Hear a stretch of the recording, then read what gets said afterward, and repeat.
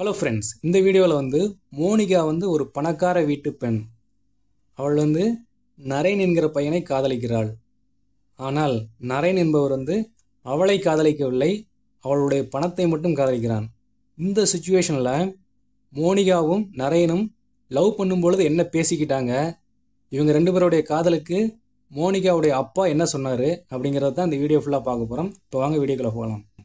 First நரேனும் மோனிகாவும் அவங்க வீட்டில் இருக்கிறாங்க, அதனால் ஃபோனில் பேசிக்கிறாங்க. ஃபஸ்ட்டு ஃபோனில் ரெண்டு பேரும் பேசுகிறாங்க. இப்போ வாங்க பார்க்கலாம். ஃபஸ்ட்டு மோனிகா நரேனுக்கு கால் பண்ணி ஃபோனில் பேசுகிறாங்க. என்ன பேசுகிறாங்க அப்படின்னா, ஹாய் நரேன், எப்படி இருக்கிறாய் அப்படின்னு கேட்குறாங்க.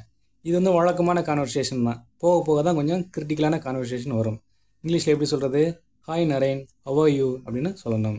அதுக்கு நரேன் என்ன சொல்கிறாரு அப்படின்னா, நீ இல்லாமல் நான் நன்றாக இல்லை அப்படின்னு சொல்லிவிட்டு, நான் உன்னை ரொம்ப மிஸ் பண்ணுகிறேன் அப்படின்னு சொல்கிறாரு. நீ இல்லாமல் நான் நன்றாக இல்லை, நான் உன்னை ரொம்ப மிஸ் பண்ணுகிறேன் அப்படின்னு சொல்கிறாரு. இது இங்கிலீஷில் எப்படி சொல்கிறதுன்னு தனித்தனியாக பார்க்கலாம், சரிங்களா? ஃபஸ்ட்டு நீ இல்லாமல் நான் நன்றாக இல்லை. இங்கிலீஷில் இது எப்படி சொல்கிறது, நான் நன்றாக இல்லை அப்படிங்கிறதுக்கு I am not good, I am not good. அடுத்து பாருங்கள் தமிழில் என்ன இருக்குன்னு, நீ இல்லாமல் அப்படிங்கிறதுக்கு வித்தவுட் யூ. அப்போது நீ இல்லாமல் நான் நன்றாக இல்லை அப்படிங்கிறது இங்கிலீஷில் எப்படி சொல்லணும், I am not good without you அப்படின்னு சொல்லணும். அடுத்து என்ன நரேன் சொல்கிறாரு, நான் உன்னை ரொம்ப மிஸ் பண்ணுகிறேன் அப்படின்னு சொல்கிறாரு. இது இங்கிலீஷில் எப்படி சொல்லணும், இப்போது I miss you a lot. நான் உன்னை ரொம்ப மிஸ் பண்ணுகிறேன் அப்படிங்கிறத I miss you a lot அப்படின்னு சொல்லணும். அதுக்கு மோனிகா என்ன சொல்கிறாங்க அப்படின்னா, ரெண்டு பேரும் ஃபோனில் தான் பேசிக்கிறாங்க. நானும் உன்னை மிஸ் பண்ணுகிறேன் அப்படின்னு சொல்லிட்டு, நீ கல்லூரிக்கு வருகிறாயா அப்படின்னு கேட்குறாங்க. நானும் உன்னை மிஸ் பண்ணுகிறேன், நீ கல்லூரிக்கு வருகிறாயா அப்படின்னு கேட்குறாங்க. இது ஒன் பை ஒன்னாக பார்க்கலாம். ஃபஸ்ட்டு நானும் உன்னை மிஸ் பண்ணுகிறேன். இங்கிலீஷில் எப்படி சொல்கிறது, இப்போ ஐ மிஸ் யூ அப்படின்னா நான் மிஸ் பண்ணுகிறேன் அப்படின்னு அர்த்தம். ஐ மிஸ் யூ அப்படின்னா நான் உன்னை மிஸ் பண்ணுகிறேன். இங்கே பாருங்கள் நானும் அப்படின்னு இருக்குது, அதனால் இங்கே டூ அப்படிங்கிற வேலை சேர்த்துக்கணும், சரிங்களா? ஐ மிஸ் யூ டூ அப்படின்னா நானும் உன்னை மிஸ் பண்ணுகிறேன் அப்படின்னு அர்த்தம். சொல்லிவிட்டு மோனிகா அடுத்து என்ன கேட்குறாங்க, நீ கல்லூரிக்கு வருகிறாயா அப்படின்னு கேட்குறாங்க. நீ கல்லூரிக்கு வருகிறாயா, தமிழில் நல்லா பாருங்கள், நீ வருகிறாயா அப்படின்னு இருக்கும். இது பார்க்கும் பொழுது சிம்பிள் ப்ரெசன்ட் டென்ஸ் மாதிரி தெரியும், சரிங்களா? நீ வருகிறாயா அப்படின்னு இல்லையா, சிம்பிள் ப்ரெசன்ட் டென்ஸ் மாதிரி தெரியும். ஆனால் இங்கிலீஷில் இதை சிம்பிள் ப்ரெசன்ட் டென்ஸில் சொல்லக்கூடாது. ஏன் அப்படின்னா, நீ வருகிறாயா அப்படிங்கிறத நீ வழக்கமாக வருகிறாயா அந்த மீனிங்கில் கேட்டால் மட்டும்தான் இங்கே சிம்பிள் ப்ரெசன்ட் டென்ஸ் யூஸ் பண்ணணும். ஆனால் மோனிகா என்ன கேட்குறாங்க அப்படின்னா, நீ இன்னைக்கு கல்லூரிக்கு வருகிறாயா அந்த மீனிங்கில் கேட்குறாங்க. அதனால் இங்கே ப்ரெசன்ட் கண்டினியூஸ் டென்ஸ் யூஸ் பண்ணி நீ வருகிறாயா அப்படின்னு கேள்வி கேட்கணும். இப்போ வாங்க ப்ரெசன்ட் கண்டினியூஸ் டென்ஸ் யூஸ் பண்ணி நீ வருகிறாயா அப்படிங்கிறத எப்படி சொல்லலாம்னு பார்க்கலாம். நீ வருகிறாயா அப்படிங்கிறத ஆர் யூ கம்மிங் அப்படின்னு சொல்லணும். நீ வருகிறாயா அப்படிங்கிறத ஆர் யூ கம்மிங். எங்கே வருகிறாயா, தமிழில் பாருங்கள் கல்லூரிக்கு. இப்போ கல்லூரிக்கு அப்படிங்கிற இங்கிலீஷில் எப்படி சொல்லணும், டு காலேஜ். இப்போ நீ கல்லூரிக்கு வருகிறாயா அப்படிங்கிறத எப்படி சொல்லணும், are you coming to college அப்படின்னு சொல்லணும். ஓகே, அதுக்கு நரேன் என்ன சொல்கிறாரு அப்படின்னா, ஆம் மை டியர், நான் வருகிறேன் அப்படின்னு சொல்கிறாரு. ஃபஸ்ட்டு ஆம் மை டியர் அப்படிங்கிறத எஸ் மை டியர் அப்படின்னு சொல்லணும். ஆம் மை டியர் அப்படிங்கிறத எஸ் மை டியர் அப்படின்னு சொல்லிட்டு, இன்னும் செகண்ட் பாருங்கள், நான் வருகிறேன் பார்க்குறதுக்கு என்ன இருக்குது, சிம்பிள் ப்ரெசன்ட் மாதிரி இருக்குது, நான் வருகிறேன். ஆனால் நான் வழக்கமாக வருகிறேன் அப்படிங்கிற சுச்சுவேஷன்லாம் இங்கே சிம்பிள் ப்ரெசன்ட் யூஸ் பண்ணணும். ஆனால் நான் வழக்கமாக வருகிறேன் அப்படின்னு சொல்லல. நரேன் என்ன சொல்கிறாரு, நான் இன்றைக்கி வருகிறேன் அப்படிங்கிற மீனிங்கில் சொல்கிறாரு. அதனால் இங்கே ப்ரெசன்ட் கண்டினியூஸ் டென்ஸ் யூஸ் பண்ணணும். இப்போ நான் வருகிறேன் அப்படிங்கிறத ப்ரெசன்ட் கண்டினியூஸ் டென்ஸில் எப்படி சொல்லணும், ஐ எம் கம்மிங். ஆம் மை டியர், நான் வருகிறேன் அப்படிங்கிறத S my dear I am coming அப்படின்னு சொல்லணும். ஓகே, அதுக்கு மோனிகா என்ன சொல்கிறாங்க அப்படின்னா, சரி விரைவில் சந்திப்போம் அப்படின்னு சொல்கிறாங்க, சரிங்களா? விரைவில் காலேஜில் சந்திப்போம் அப்படின்னு சொல்கிறாங்க. இப்போ விரைவில் சந்திப்போம் அப்படிங்கிறத எப்படி சொல்லணும், ஆல் ரைட் அப்படிங்கிறது சரி, சரிங்களா? விரைவில் சந்திப்போம் அப்படிங்கிறத see you soon, all right see you soon அப்படின்னு சொல்கிறாங்க. அதுக்கு நரேன் என்ன சொல்கிறாரு அப்படின்னா, see you dear, அவரும் see you dear பார்க்கலாம் அப்படின்னு சொல்கிறாரு. இப்போது ஃபோனில் ரெண்டு பேரும் பேசிக்கிட்டு இருக்காங்க இல்லையா, இதில் மோனிகா தனியாக அவங்க ரூம்லேருந்து பேசிக்கிட்டு இருக்கிறாங்க. ஆனால் நரேன் ஃபோன் பேசும்போது அவங்க அம்மா அவருடைய பக்கத்தில் தான் இருக்கிறாங்க, சரிங்களா? நரேன் ஃபோன் பேசும்போது அவங்க அம்மா அவனுடைய பக்கத்தில் தான் இருக்கிறாங்க. இப்போது நரேனுடைய அம்மா என்ன கேட்குறாங்க அப்படின்னா, ஃபோன் பேசி முடிச்சிட்டாங்க, சரிங்களா?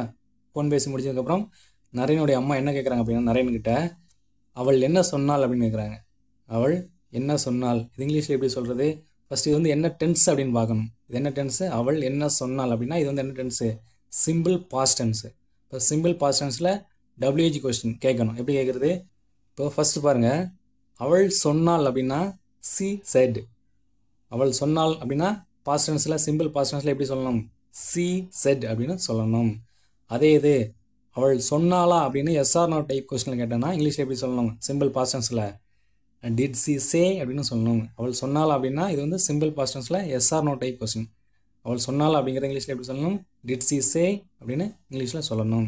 ஆனால் இங்கே மேலே பாருங்கள் என்ன இருக்குது? அவள் என்ன சொன்னாள் அப்படின்னு இருக்கு. மேலே என்ன இருக்குது? அவள் என்ன சொன்னாள். அப்போது WH கொஸ்டினில் எப்படி இது கேட்குறது?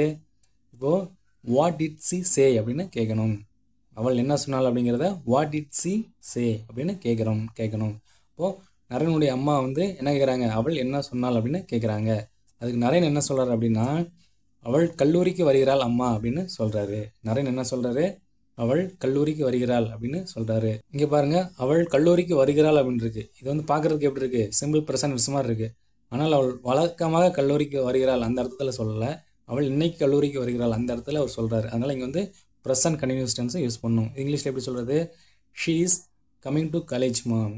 She is coming to college ma'am. அவள் கல்லூரிக்கு வருகிறாள் அம்மா அப்படின்னு இங்கிலீஷில் சொல்கிறாரு. அதுக்கு நரேனுடைய அம்மா என்ன சொல்கிறாங்க அப்படின்னா நான் அதை கேட்கவில்லை. எப்பொழுது அவள் உன்னை கல்யாணம் செய்து கொள்ள போகிறாள் அப்படின்னு சொல்கிறாங்க. சரிங்களா? நரேன் என்ன சொன்னார்? அவள் காலேஜுக்கு வருகிறாம்மா அப்படின்னு சொல்கிறாரு நரேன். ஆனால் நரேனுடைய அம்மா என்ன சொல்கிறாங்க? நான் அதை பற்றி கேட்கல, அவள் எப்பொழுது உன்னை கல்யாணம் செய்து கொள்ள போகிறாள் அப்படின்னு கேட்குறாங்க. இங்கிலீஷில் எப்படி கேட்குறது? இது வந்து தனித்தனியாக பார்க்கலாம், ஒன்று ஒன்றா பார்க்கலாம். ஃபஸ்ட்டு வந்து நான் அதை கேட்கவில்லை. இது என்ன டென்ஸ்னு பார்க்கணும். நான் அதை கேட்கவில்லை அப்படிங்கிறது சிம்பிள் பாஸ்ட் டென்ஸில் நெகட்டிவ். சரிங்களா? சிம்பிள் பாஸ்ட் டென்ஸில் நெகட்டிவ். இப்போ இங்கிலீஷில் இது எப்படி சொல்கிறது? நான் கேட்டேன் அப்படின்னா ஐ ஆஸ்க்டு. சரிங்களா? சிம்பிள் பாஸ்ட் டென்ஸில் நான் கேட்டேன் அப்படின்னா ஐ ஆஸ்க்டு. அப்போது நான் கேட்கவில்லை அப்படிங்கிறத சிம்பிள் பாஸ்ட் டென்ஸில் நெகட்டிவில் எப்படி சொல்லணும்? ஐ did not ask. I did not ask அப்படின்னா நான் கேட்கவில்லை அப்படின்னு அர்த்தம். இப்போது மேலே ஃபஸ்ட்டில் பாருங்கள், நான் அதை கேட்கவில்லை. இது இங்கிலீஷில் எப்படி சொல்கிறது? I didn't ask it. I didn't ask it. சரிங்களா? எழுதும்போது டிட் நாட் அப்படின்னு சொல்லுவோம், பேசும்பொழுது டிடன்ட் அப்படின்னு சொல்லுவோம். சரிங்களா?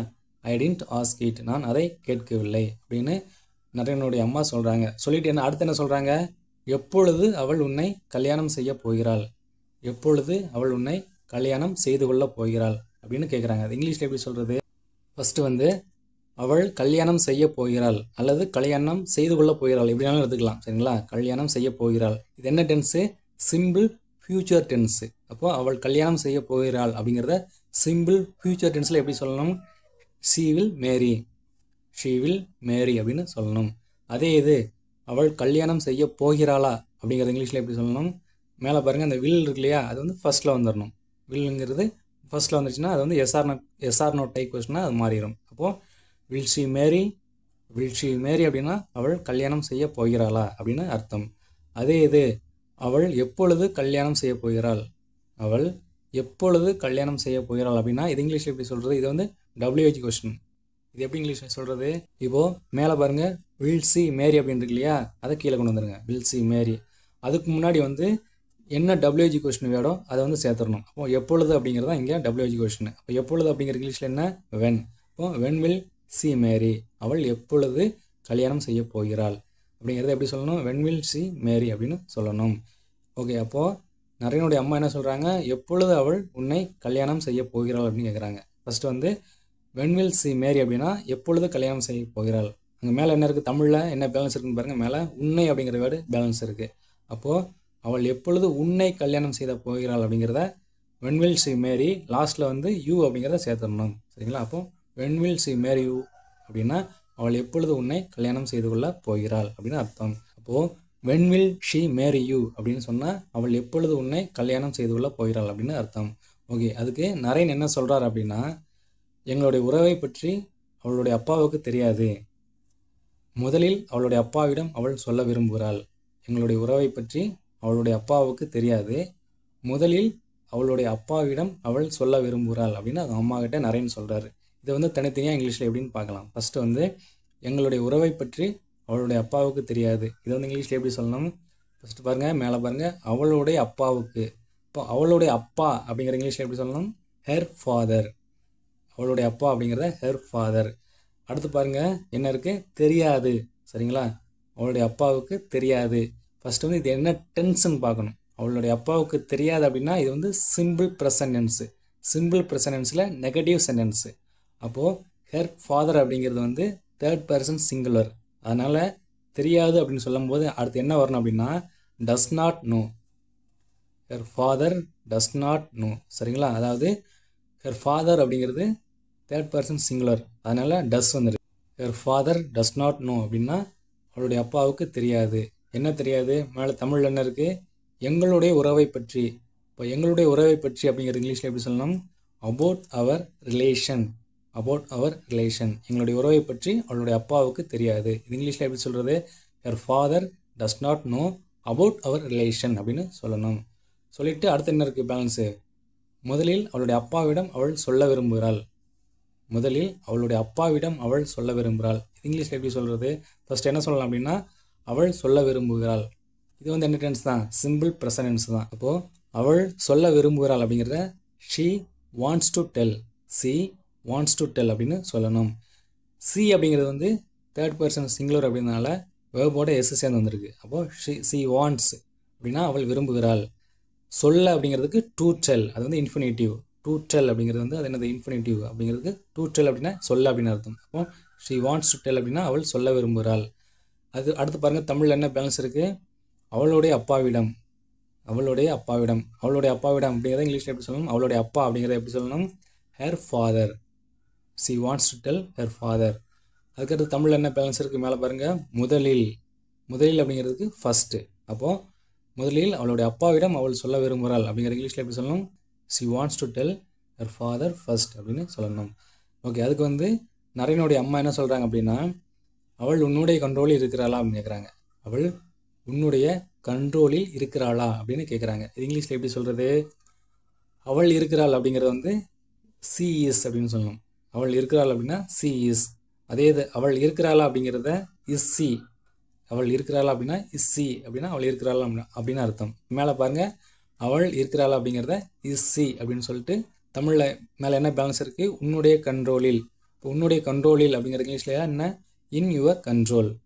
இல் அப்படிங்கிறதுக்கு இன் அப்படிங்கிற ப்ரீபோசிஷன் யூஸ் பண்ணியிருக்கு. சரிங்களா? அப்போது அவள் உன்னுடைய கண்ட்ரோலில் இருக்கிறாளா அப்படிங்கிறத எப்படி சொல்லணும்? Is C in your control. Is C in your control அப்படின்னு சொல்லணும்.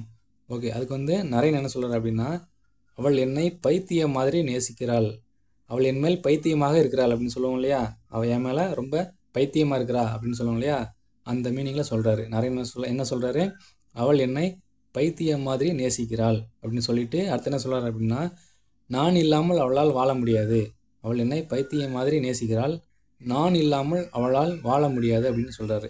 இது வந்து ஒன் பை ஒன்னாக பார்க்கலாம். ஃபஸ்ட்டு வந்து அவள் வந்து என்னை பைத்தியம் மாதிரி நேசிக்கிறாள். இங்கிலீஷில் எப்படி சொல்கிறது? அவள் என்னை நேசிக்கிறாள். அவள் என்னை நேசிக்கிறாள் அப்படிங்கிறது இங்கிலீஷில் எப்படி சொல்லணும்? She loves me. She loves me. லவ்ஸில் ஏன் எஸ் சேர்ந்துருக்கு? சி அப்படிங்கிறது தேர்ட் பர்சன் சிங்குலர். இப்போ சிம்பிள் பர்சன்ஸில் தேர்ட் பர்சன் சிங்குலர் வரும்பொழுது அந்த வேர்போட எஸ் சேர்ந்து வரணும். She loves me. அவள் என்னை நேசிக்கிறாள். இது வந்து சிம்பிள் ப்ரெசன்டென்ஸு. அடுத்து தமிழில் என்ன பேலன்ஸ் இருக்குது? பைத்தியம் மாதிரி. பைத்தியம் போல். சரிங்களா? பைத்தியம் மாதிரி அல்லது பைத்தியம் போல் அப்படிங்கிற இங்கிலீஷில் எப்படி சொல்லணும்? Like Crazy. Like Crazy. C loves me like Crazy அப்படின்னா அவள் என்னை பைத்தியம் மாதிரி நேசிக்கிறாள் அப்படின்னு அர்த்தம். அடுத்து என்ன சொல்கிறாரு? நான் இல்லாமல் அவளால் வாழ முடியாது. நான் இல்லாமல் அவளால் வாழ முடியாது. இது இங்கிலீஷில் எப்படி சொல்கிறது? அவளால் வாழ முடியாது. அவளால் வாழ முடியாது. இதை வந்து எப்படி சொல்லணும்? She can't live.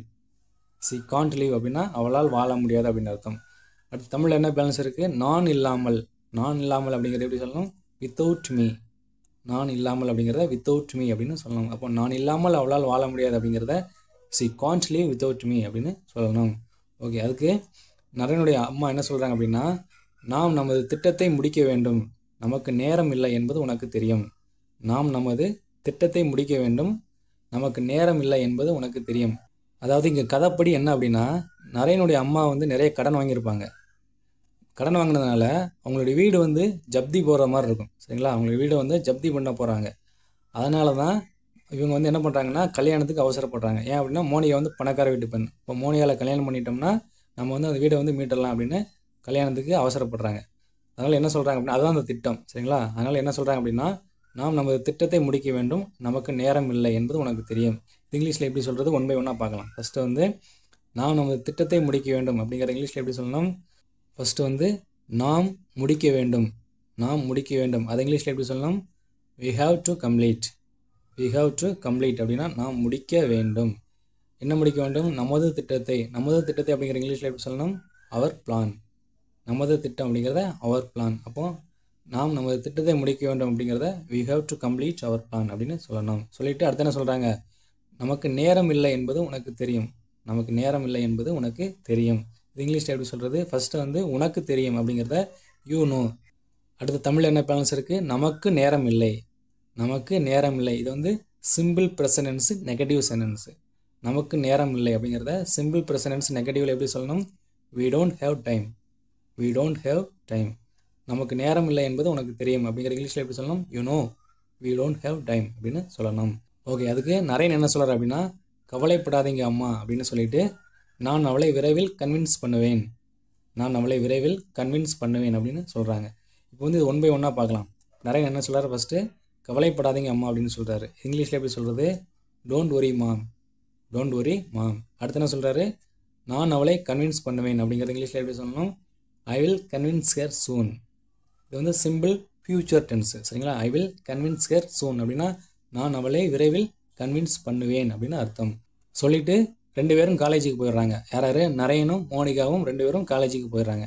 இப்போ வந்து காலேஜில் மீட் பண்ணி 2 பேரும் பேசிக்கிட்டுறாங்க. சரிங்களா? 2 பேரும் காலேஜில் மீட் பண்ணி பேசுகிறாங்க. என்ன பேசுகிறாங்க அப்படிங்கிறத பார்க்கலாம் வாங்க. ஃபஸ்ட்டு வந்து மோனிகா வந்து சொல்கிறாங்க, காலேஜுக்கு போயிட்டாங்க. என்ன சொல்கிறாங்க அப்படின்னா, நீ காலை உணவு சாப்பிட்டாயா அப்படின்னு கேட்குறாங்க. நீ காலை உணவு சாப்பிட்டாயா?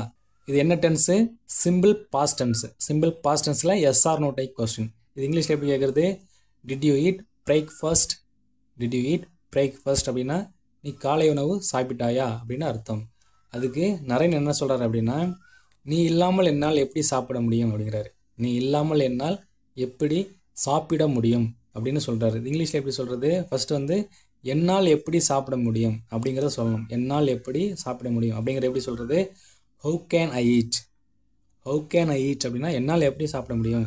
அடுத்து பாருங்கள் என்ன இருக்குது தமிழில்? நீ இல்லாமல். நீ இல்லாமல் அப்படிங்கிறத வித்தவுட் யூ.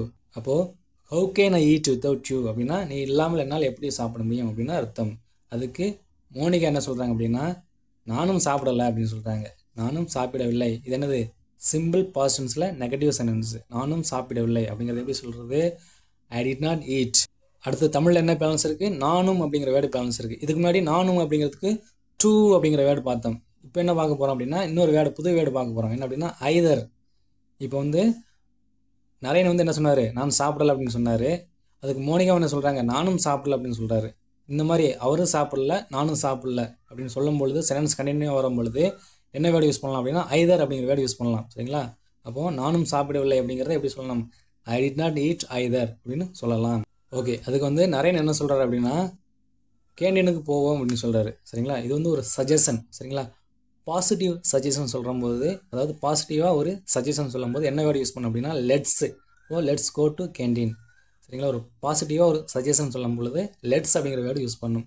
லெட்ஸ் அப்படிங்கிறது லெட் அஸ் அப்படிங்கிறதோட ஷார்ட் ஃபார்ம். இப்போது கேண்டீனுக்கு போவோம் அப்படிங்கிறத எப்படி சொல்லணும்? Let's go to the canteen அப்படின்னு சொல்லிட்டு அடுத்து என்ன சொல்கிறார் அப்படின்னா, நாம் ஒன்றாக சாப்பிடுவோம். கேண்டீனுக்கு போயிட்டு நம்ம ஒன்றாக சாப்பிடுவோம் அப்படின்னு சொல்கிறாரு. இப்போது நாம் ஒன்றாக சாப்பிடுவோம் அப்படிங்கிற இங்கிலீஷில் எப்படி சொல்லணும்? We will eat together. we will eat together. இது வந்து சிம்பிள் ஃபியூச்சர் டென்ஸ். நாம் ஒன்றாக சாப்பிடுவோம் அப்படிங்கிற இங்கிலீஷில் எப்படி சொல்லணும்? we will eat together அப்படின்னு சொல்கிறாரு நரேன். இப்போது கேண்டீனில் 2 பேரும் சாப்பிட்டுட்டு இருக்காங்க. சரிங்களா? கேண்டீனில் 2 பேரும் சாப்பிட்டுட்டு இருக்காங்க. சாப்பிட்டுட்டு இருக்கும்பொழுது கான்வர்சேஷன் நடக்குது. என்ன கான்வர்சேஷன் பார்க்கலாம் வாங்க. மோனிகா என்ன சொல்கிறாங்க அப்படின்னா, நீ ஏன் என்னை முறைக்கிறாய்? சரிங்களா? சாப்பிட்டுட்டு இருக்கும்பொழுது நரேன் வந்து மோனிகாவை முறைக்கிறாரு. அப்போது மோனிகா கேட்குறாங்க, என்ன கேட்குறாங்க? ஏன் நீ என்னை முறைக்கிறாய் அப்படின்னு கேட்குறாங்க. இது இங்கிலீஷில் எப்படி சொல்கிறது?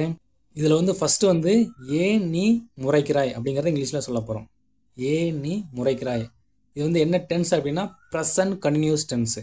அப்போது ஏன் நீ முறைக்கிறாய் அப்படிங்கிறத ப்ரெசன்ட் கண்டினியூஸ் டென்ஸில் எப்படி சொல்லணும் அப்படின்னா why are you staring. Why are you staring அப்படின்னா ஏன் நீ முறைக்கிறாய் அப்படின்னு அர்த்தம். முறைத்தல் அப்படிங்கிறது இங்கிலீஷில் எப்படின்னா ஸ்டேர். இது வந்து ப்ரெசன்ட் கண்டினியூஸ் டென்ஸ்னால வேர்போட ஐஎன்ஜி சேர்ந்து வந்திருக்கு. சரிங்களா? ஒய் ஆர் யூ ஸ்டேரிங் அப்படின்னா ஏன் நீ முறைக்கிறாய். அடுத்து தமிழ் என்ன பேலன்ஸ் இருக்குது? எண்ணெய். சரிங்களா? தமிழ் என்ன பேலன்ஸ் இருக்குது? எண்ணெய். இது வந்து ஸ்டேரிங் அப்படிங்கிற வேர்பு இருக்கு இல்லையா? ஸ்டேரிங் அப்படி வேர்பு வரும்போது அதுக்கடுத்து என்ன ப்ரீபோசிஷன் யூஸ் பண்ணணும் அப்படின்னா அட். சரிங்களா? அப்போ எண்ணெய் அப்படிங்கிறத எப்படி சொல்லலாம்? At me. அப்போது why are you staring at me அப்படின்னா ஏன் நீ என்னை முறைக்கிறாய் அப்படின்னு அர்த்தம்.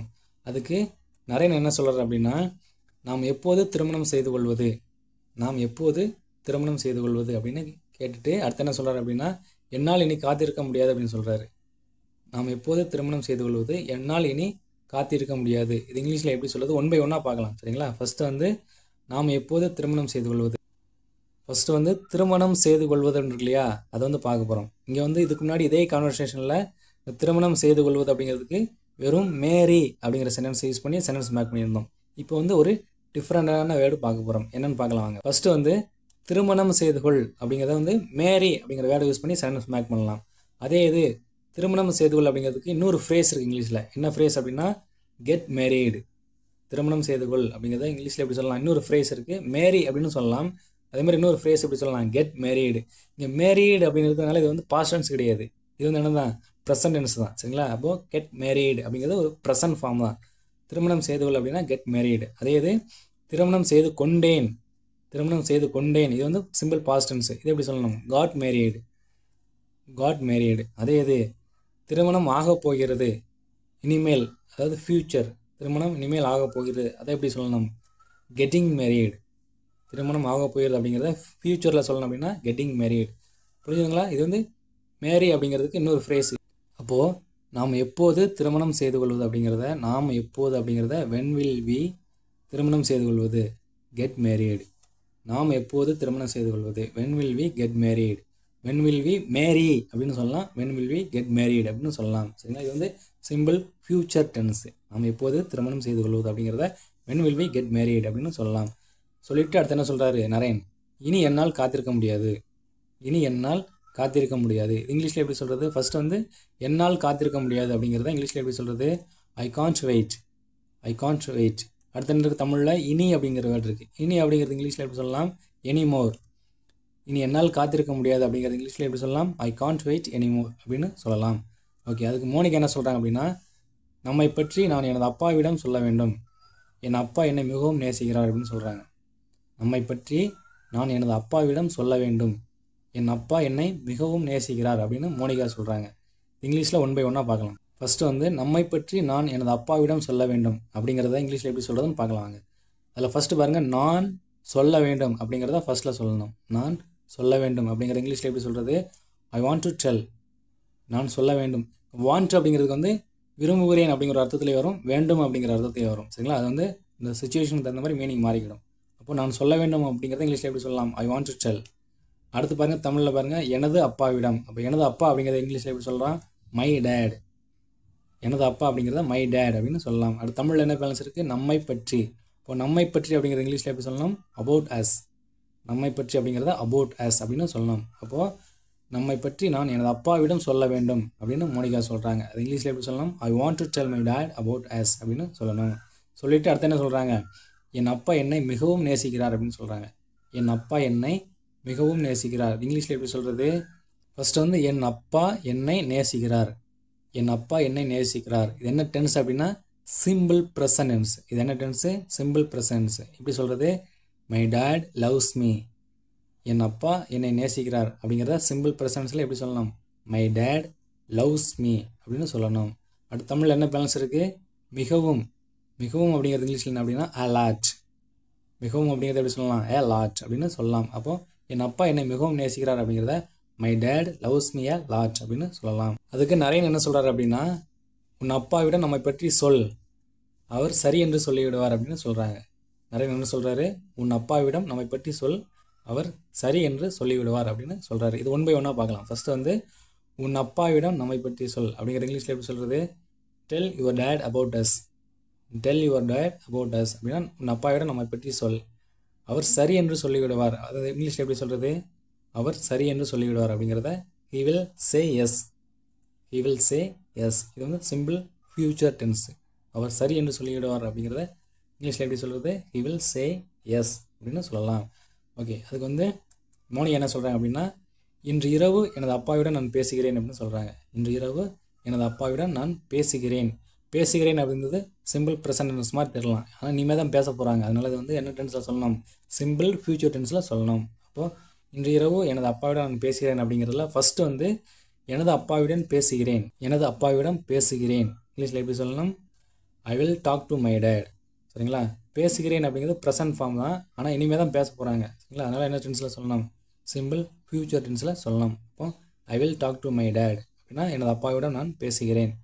அடுத்து தமிழில் என்ன பேலன்ஸ் இருக்குது? இன்று இரவு. இன்று இரவு அப்படிங்கிற இங்கிலீஷில் எப்படி சொல்லலாம்? டுநைட். இன்று இரவு அப்படிங்கிற டுநைட் அப்படின்னு சொல்லலாம். Okay, I will talk to my dad அப்படின்னு சொல்லிட்டு ரெண்டு பேரும் வீட்டுக்கு போயிடுறாங்க. சரிங்களா? ரெண்டு பேரும் வீட்டுக்கு போயிடுறாங்க. இப்போது மோனிகா வீட்டில் கான்வர்சேஷன் நடக்குது. சரிங்களா? ரெண்டு பேருமே வீட்டுக்கு போயிடுறாங்க. இப்போ எங்கே கான்வர்சேஷன் நடக்க போகுது அப்படின்னா மோனிகா வீட்டில். மோனிகா வீட்டுக்கு மோனிகா வீட்டுக்கு வந்ததுக்கப்புறம் அங்கே என்ன கான்வர்சேஷன் நடக்குது அப்படின்னா மோனிகாவோட அப்பாவும் அந்த மோனிகாவோட அப்பாவோட ஃப்ரெண்டும் பேசிக்கிடுறாங்க. சரிங்களா? இங்கே வந்து மோனிகாவோட வீட்டில் வந்து யார் யார் பேசிக்கிறாங்க? மோனிகாவோட அப்பாவும் மோனிகாவோட அப்பாவோட ஃப்ரெண்டும் பேசிக்கிட்டாங்க. இவங்க ரெண்டு பேரும் பேசிக்கிட்டு இருக்கும் பொழுது மோனிகா வந்து வீட்டில் தான் இருக்கிறா. சரிங்களா? இப்போ வந்து பார்க்கலாம் அவங்க என்ன ரெண்டு பேரும் பேசிக்கிறாங்க அப்படிங்கிறத பார்க்கலாம். அவங்க ஃபஸ்ட்டு வந்து மோனிகாவுடைய அப்பா பேசுகிறாரு, அவருடைய ஃப்ரெண்டுக்கிட்ட பேசுகிறாரு. சரிங்களா? மோனிகாவுடைய அப்பா வந்து மோனிகாவுடைய அப்பாவோடைய ஃப்ரெண்டுக்கிட்ட பேசுகிறாரு. என்ன பேசுகிறாரு அப்படின்னா உங்கள் பிஸ்னஸ் எப்படி போய் கொண்டிருக்கிறது அப்படின்னு கேட்குறாரு. சரிங்களா? ரெண்டு பேருமே நல்ல பணக்காரங்க. சரிங்களா? ரெண்டு பேருமே நல்ல வசதியானவங்க. அப்போ மோனிகாவுடைய அப்பா வந்து கேட்குறாரு அவருடைய ஃப்ரெண்டுக்கிட்ட உங்கள் பிஸ்னஸ் எப்படி போய் கொண்டிருக்கிறது அப்படின்னு கேட்குறாரு. இங்கிலீஷில் எப்படி கேட்குறது? How is your business going, how is your business going அப்படின்னு கேட்கணும். அதுக்கு அவருடைய ஃப்ரெண்டு, சரிங்களா, மோனிகாவுடைய அப்பாவுடைய ஃப்ரெண்டு என்ன சொல்கிறார் அப்படின்னா என்னுடைய பிஸ்னஸ் நன்றாக போய் கொண்டிருக்கிறது, என்னுடைய பிஸ்னஸ் நன்றாக போய் கொண்டிருக்கிறது. இது இங்கிலீஷில் எப்படி சொல்கிறது? My business is going well, my business is going well அப்படின்னு சொல்லலாம். அதுக்கு மோனிகாவுடைய அப்பா என்ன சொல்கிறாங்க அப்படின்னா அதை கேட்பது மிகவும் மகிழ்ச்சியாக இருக்கிறது, அதை கேட்பது நல்லா பிஸ்னஸ் நல்லா போய்கிட்டு இருக்கு இல்லையா, அதனால் என்ன சொல்கிறாரு? அதை கேட்பது மிகவும் மகிழ்ச்சியாக இருக்கிறது அப்படின்னு சொல்கிறாரு. இங்கிலீஷில் எப்படி சொல்கிறது? மிகவும் மகிழ்ச்சியாக இருக்கிறது அப்படிங்கிறத இங்கிலீஷில் எப்படி சொல்லலாம்? ஐ எம் வெரி ஹாப்பி. சரிங்களா? எனக்கு மிகவும் மகிழ்ச்சியாக இருக்கிறது அப்படிங்கிறது இங்கிலீஷில் எப்படி சொல்கிறான்? ஐ எம் வெரி ஹாப்பி. அடுத்து என்ன இருக்குது தமிழில் பேலன்ஸு? அதை கேட்பது. அதை கேட்பது அப்படிங்கிற இங்கிலீஷில் எப்படி சொல்கிறது? To hear that. அப்போது I am very happy to hear that அப்படின்னா அதை கேட்பது மிகவும் மகிழ்ச்சியாக இருக்கிறது அப்படின்னு மோனிகாவுடைய அப்பா சொல்கிறாரு. அடுத்து மோனிகாவுடைய அப்பாவுடைய ஃப்ரெண்டு என்ன சொல்கிறாரு அப்படின்னா நான் உங்களிடம் ஒன்று கேட்கலாமா அப்படின்னு கேட்குறாரு. சரிங்களா? ரெண்டு பேரும் ஃப்ரெண்டு, அதனால் நான் உன்னிடம் ஒன்று கேட்கலாமா அப்படின்னு சொல்கிறாரு. இது இங்கிலீஷில் எப்படி சொல்லணும்? நான் உன்னிடம் ஒன்று கேட்கலாமா. அவருடைய ஃப்ரெண்டுக்கிட்ட பெர்மிஷன் கேட்குறாரு. அதனால் இது இங்கே என்ன வேர்டு யூஸ் பண்ணலாம் அப்படின்னா கேன். அப்போது can I ask you something, can I ask you something அப்படின்னா நான் உன்னிடம் ஒன்று கேட்கலாமா அப்படின்னு கேட்குறாரு. அதுக்கு மோனிகாவுடைய அப்பா என்ன சொல்கிறாங்க அப்படின்னா ப்ளீஸ் ஜஸ்ட் ஆஸ்க், தயவு செஞ்சு கேளுங்க அப்படின்னு கேட்குறாரு. சரிங்களா? ப்ளீஸ் ஜஸ்ட் ஆஸ்க் அப்படின்னா தயவு செஞ்சு கேளு அப்படின்னு கேட்குறாரு. அடுத்து மோனிகாவோட அப்பாவுடைய ஃப்ரெண்ட் என்ன கேட்குறாரு அப்படின்னா உனது மகள் எனது மகனுக்கு பொருத்தமாக இருப்பாள் என்று நினைக்கிறேன் அப்படின்னு சொல்கிறார். உனது மகள் எனது மகனுக்கு பொருத்தமாக இருப்பாள் என்று நினைக்கிறேன் அப்படின்னு சொல்லிட்டு அடுத்து என்ன சொல்கிறார் அப்படின்னா எனக்கு உன் அனுமதி தேவை அப்படின்னு கேட்குறாரு. எனக்கு உன் அனுமதி தேவை என்ன கேட்குறாரு அப்படின்னா ரெண்டு பேரும் மேரேஜ் பண்ணுறதுக்கு பெர்மிஷன் கேட்குறாரு. இதான் மறைமுகமாக கேட்குறாரு. சரிங்களா?